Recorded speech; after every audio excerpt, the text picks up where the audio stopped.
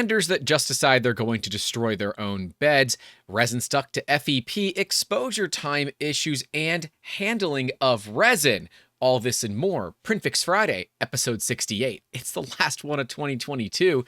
We got Victoria. Let's get into it.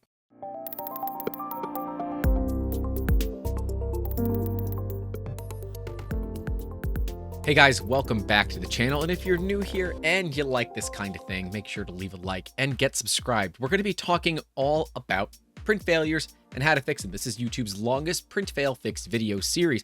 And remember, we are taking fan submissions, so if you would like to submit your print failures to have me take a look at them, you can do so by sending them to us on all the social medias, and there goes the cat.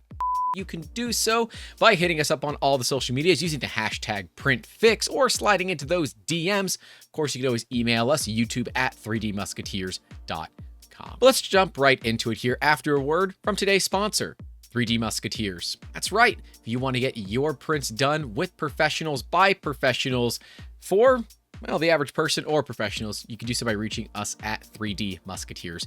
With over 40 3D printers and over 40 years of experience doing this kind of thing, we can help you go from art to part as quickly as physically possible while keeping the prices reasonable to help you make awesome every single day. We also offer high-end 3D scanning, CNC milling, and laser cutting, should that be the particular type of thing that you need. We do full-service rapid prototyping and product development that includes CAD, and you will be seeing some Fusion 360 videos coming out this year, so make sure you guys stay tuned for that kind of thing.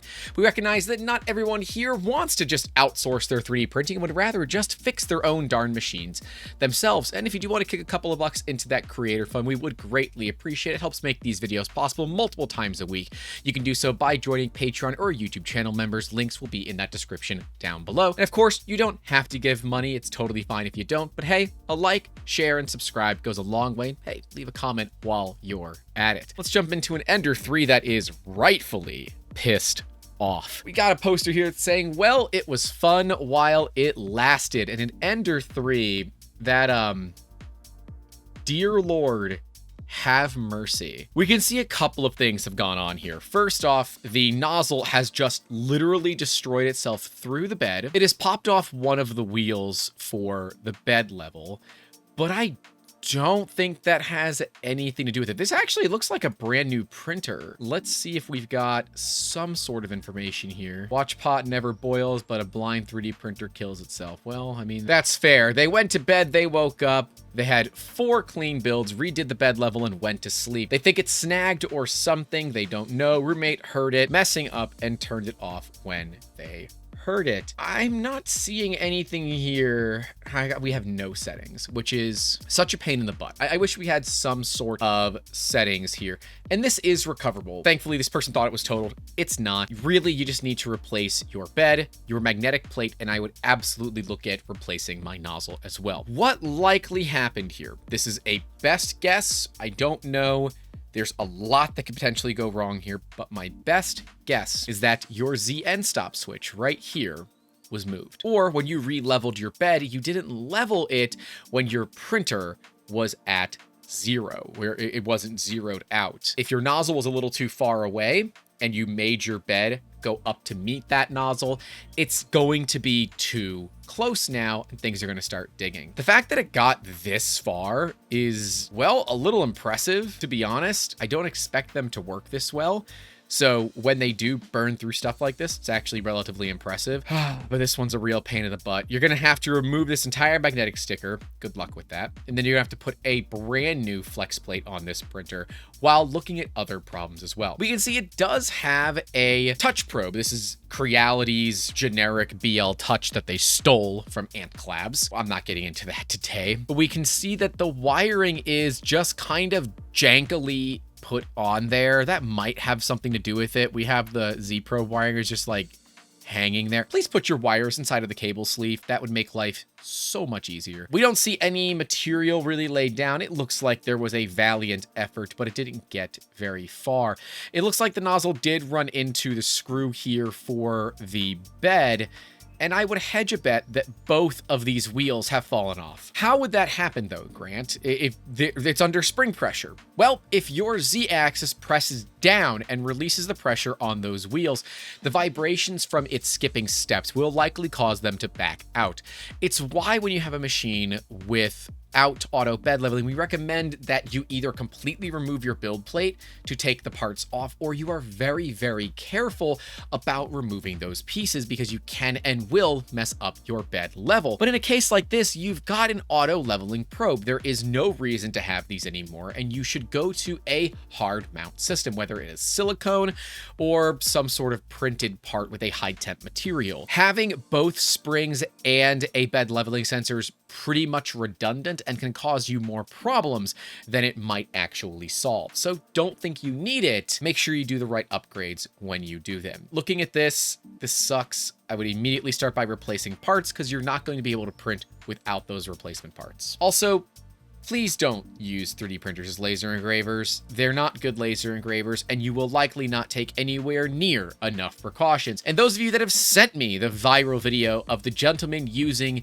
a completely unprotected laser to mark his own skin, I don't want to do a video on that, but if you want me to, I will include it in next week's PrintFixFriday, which is Print Meme Friday because it is episode 69.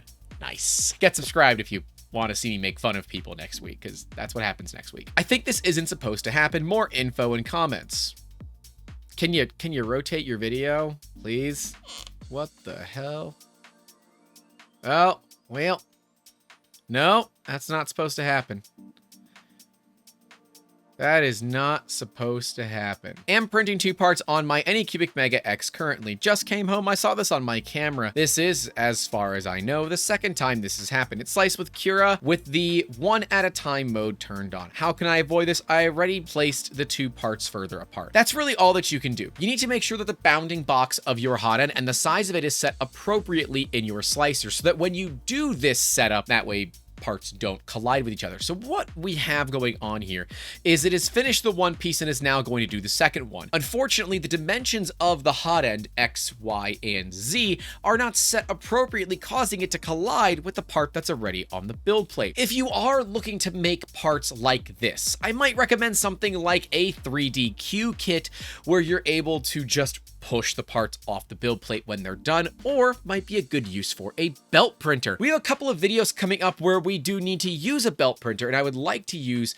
Ideaformer. They look to be pretty good belt printers, especially from members in our Discord, but I'm having a hard time reaching them. So Ideaformer, if you are watching this, hit me up. I would love to work with you guys on a project, because otherwise I'm going to start upgrading the CR30 that I have that I just don't want to upgrade without something from Pooch from Repcord, but I will do it if I have to. I prefer to use something else because I really don't want to give Creality the screen time. So Ideaformer, if you're down, hit me up. Let's work together. But on something like this, you definitely want to look at making sure that your bounding box for your hot end is set appropriately. Once you have that set, everything else should be fine. When you're doing parts like this where you have multiples on the same build plate and you want them to be printed separately, put them as far apart as you physically can. It's just safer. Don't risk it if you don't have to. The added space that it's going to take to move between the 2 parts is way less than it would take for you to reprint one of them because your printer failed. That's my personal take on it. Take it with whatever grain of salt that you want. Set that bounding box appropriately, and you won't have those problems. Oh, we got a fun one here. Left the build plate overnight in the freezer. Used a heat gun. Nothing will make the resin budge. Anyone got some tips at this point, or should I just order a new one? This build plate is mangled, and realistically, when it gets this bad,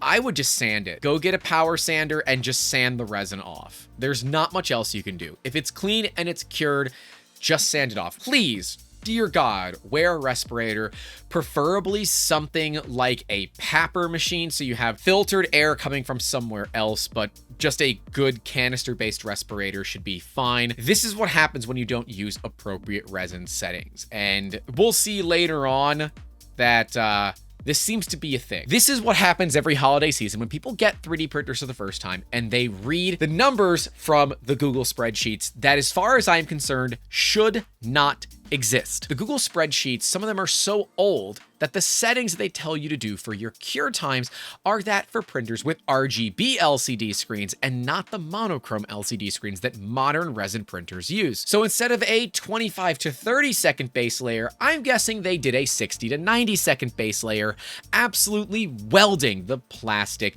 to that build plate. Remember, resin is toxic. We know this. It's been well documented. And if you don't believe me, read the MSDSs for your favorite resin. And if they don't have an MSDS, it should not be your favorite resin anymore. This is bad news, right? This resin is polymerized by UV light. The more you expose to UV light, the more brittle the resin gets, but the stronger it will bond to things. So there is this weird kind of loop between strength and longevity. And if you go with too much light power, you end up with a part that welds itself to your build plate or your FEP vat. So what can you do here? I would look at sanding this down. I don't really believe that there's a great way to fix this otherwise. I'm concerned that trying to chisel at it, as the person below says, might cause more harm than good. And I don't want to see people going through that all the time. I don't like this. You can try to scrape it off and then sand your plate flat, but all these little gouges and things are going to create problems. It might be worth at this point getting a new build plate. Although, if you wanted to, you have just enough time before the end of the year to use code Musketeers 2022 over at Wham Bam to get yourself a Wham Bam flex plate. Go ahead and just sand the crap out of this, get it nice and flat on the metal surface, and then just stick a Wham Bam flex plate on it and you'll be all right. I know some people don't like flex plates, and on larger printers like the Jupiter and ones that have lots of large surface area, I can see where if you're not using a quality flexible build plate that you might have some problems. But generally speaking, if you follow the directions for a Wham Bam plate, they're going to be some of the best out there. And well, if you have issues with it, that's what support is for. But on a part like this, a flex plate likely would have solved most of your problems, but also having the right settings would have been the first step in this process. So, bit of a bummer, but it happens. What went wrong? This is my first print, Rook on the Elegoo Mars 2 Pro. We've got a build plate that appears to be shifting. Now, we have a couple of issues, and thankfully, Mr. Catlett, as always with the resin printers, dude, you are on top of it, has a couple of things that he wants to say. It's too cold, below 70, need to re-level the build plate, too far away or tilted, or need to increase the bottom layer exposure time, bump up in 5-second chunks. Unrelated, don't use latex gloves. They aren't safe working with resin. You need nitrile. So thank you, sir, for all of those good points. Apparently it is a little below 70, and yes, resin does get more viscous as the temperature goes down. In fact, we have resin prints to run right now, but I am currently doing a test and all of my beta politician units are busy, so I have to wait for one of them to be available so I can run, because currently we are below 70 degrees Fahrenheit here. So be careful about that with resin printers, because resin does get more viscous as temperature drops. Make sure you're careful about that. And if you're wondering about the Politician, it's a really cool product that we're working on that filters and produces hot air. You know, like a politician. And it is designed to keep chambers at a constant temperature for both resin and FDM printers. It's a pretty cool thing, with a max temp currently of 65 degrees centigrade, which is pretty spicy if you like doing high temp FDM prints. But for resin, normally between 25 and 30 C is more than enough to get this done. A thing to note here that this is water washable resin, and water washable resin does not mean it is potable. It is not to go down your drain. Resin is toxic. We know this. It's a thing. And do stay tuned, because we have a really interesting kind of fail toward the end of the video that I think you guys will enjoy if you agree with me that resin is toxic. How do I fix the vat? We've got an entire exposed layer here with some other parts that just stuck to the vat of the printer. If people are asking if it is really stuck, you can use a new FEP layer, and sure, that's fine. I get it. You can just replace the FEP, but this FEP does not seem to be damaged, so I would try to fix it first. My recommendation here would be, 1, put on some nitrile gloves, because handling anything that has come in contact with raw resin is just not safe. It does look like they've done a good job of cleaning it, so kudos to you on that, but chances are there are some residue particles of resin, and I don't want that getting anybody hurt. So glove up, No glove, no resin. But in this case, you could look at using something that is made of silicone and have the build plate on a flat surface. Assuming the build plate doesn't have any screws or anything on the bottom of it that keeps it elevated, you can use that spatula or whatever it might be to try to peel that resin layer off. I personally am using some reasonably sharp FDM printed scrapers, but I know how much pressure I should apply before I start to damage FEP, so that's a very much grain of salt thing. If you're new to this, you can try to peel it off if you'd like, but chances are you might damage your FEP. I would try to peel it off up in one of the top corners or bottom corners. That way it's not really going to impact anything if you do kind of warp the FEP a little bit. You can also try pressing on the back lightly to see if you can get the resin to delaminate from the FEP. And I don't believe that freezing this will do anything, but you are welcome to try it. Just make sure that you put it into a plastic bag of some sort to protect the food that is in your freezer. Why does this happen in the first place, though? If we just look at solving the problem, we don't really go to why it occurs in the first place. And it occurs because you don't have adequate base layers, or this time of the year, it being at the winter here in the northern hemisphere, it is too gosh darn cold and you're not exposing enough as the resin has gotten more viscous. So those are all things to take a look at. If you need to, you might need to heat up your printer, and that might mean you might have to wait. You can run the cones of calibration to figure out what your new exposures will be for the cooler temperatures, and make sure you note them down with the ambient temperature in the room, because as your ambient temperature changes, so will your cure times. It's weird, it's a pain in the ass, I know. This is the way that it is for now. Until someone comes out with a resin that is not affected by temperature, this is the way it's going to be, so we might as well just get used to it. I don't like it any more than you guys do, but that's why test prints like the cones of calibration exist, and they're very short and very easy so that you can figure out how things actually go. Probably the single best fail in the world. We've got one of those fuzzy Christmas tree things that people were printing out. And this one came off the build plate and still got pretty festive. So I'm going to give this like a 7 out of 10.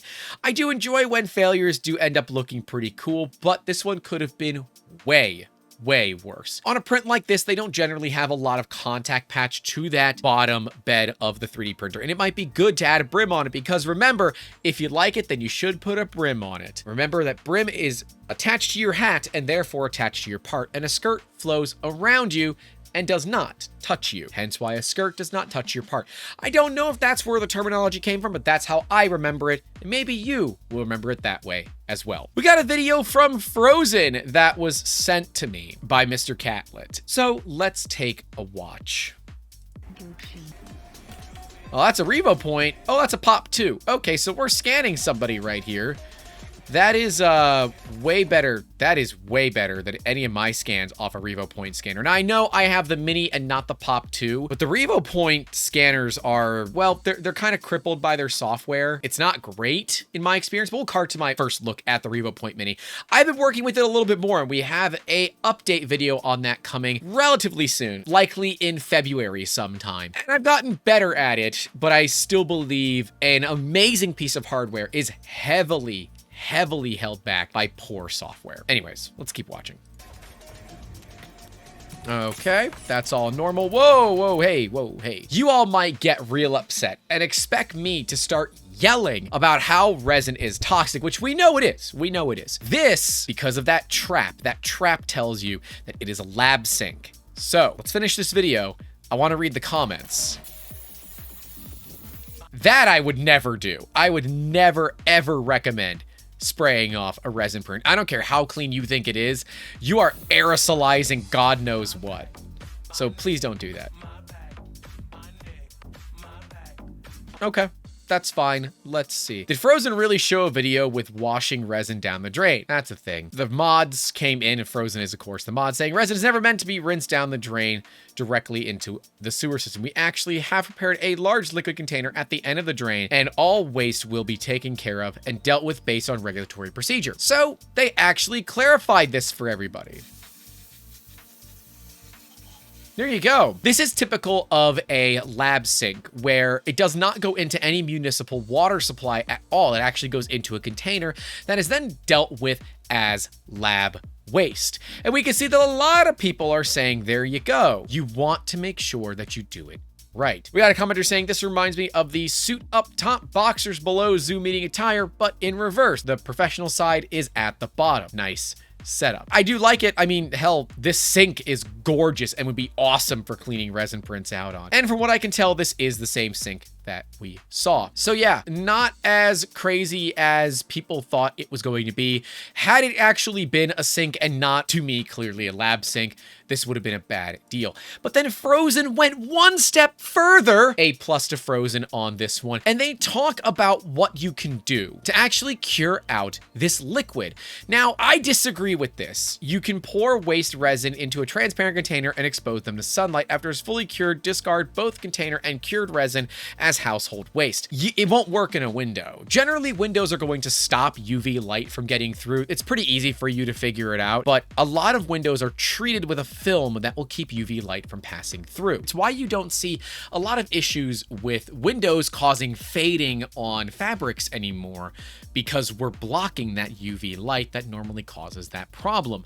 Now, you can check it on yours, but in my case here at the shop, our windows block UV, so we don't have that problem. So I have to put my bottles or tubs or whatever it is outside. There's really no easy way to properly cure resin inside of a solution without putting UV light into said solution. So we will tend to try to cure it as much as possible inside of a wash and cure station. And that literally means to put the entire wash bucket into the wash and cure station and just turn on the cure rather than the wash. And it seems to work really well. The resin falls out of suspension, but I don't use alcohol all that often. We use mean green. We're going to do a video on that coming soon in the next month or so, where we look at different chemicals for cleaning resin 3D prints. Uncle Jesse did one a little bit ago, but now that isopropyl alcohol has come back down in price, maybe it's time to switch back. Who knows? But in a case like this, you do absolutely need to make sure you dispose of it properly. For large quantities, they say to collect all the resin cleaning liquid waste into one or a few resin safe containers, then hand over the container directly to your local waste disposal service. You might not have that available near you. In that case, you might want to look at chemical waste disposal, which is incredibly expensive and is normally done by weight or by volume.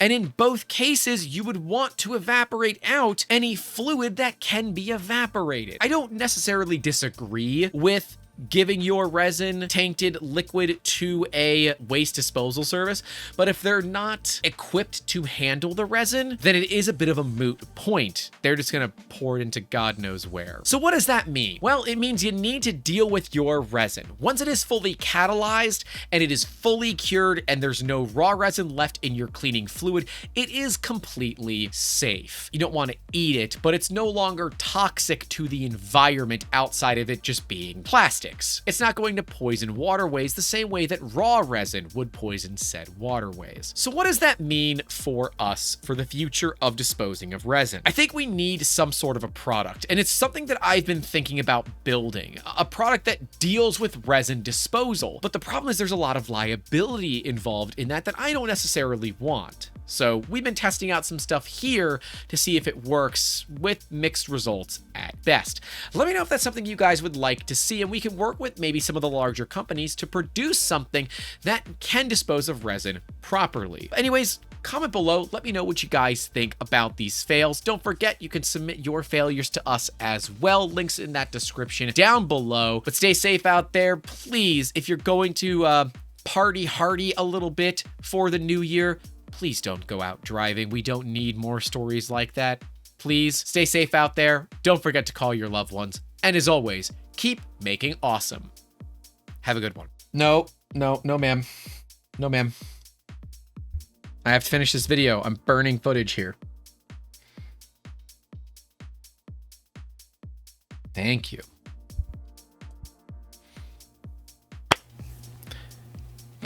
Damn it. No. Hey, thanks so much for watching this video, and a massive thank you goes out to all of our Patreon and YouTube channel member supporters. Thank you all for what you do to make these videos possible. It is greatly appreciated from the bottom of my heart. Remember, if you want to get your name listed with theirs, you can join the $5 tier and higher at Patreon or YouTube channel memberships. Links in that description down below. Right below me will be the entire PrintFix Friday series. Remember, next week is a meme episode. We're going to have fun, so submit your stupid failures that you want me to make fun of. Right next to that will be our videos on the best budget 3D printers of 2022. I'll see you guys down in those comments and in the next one. Take care.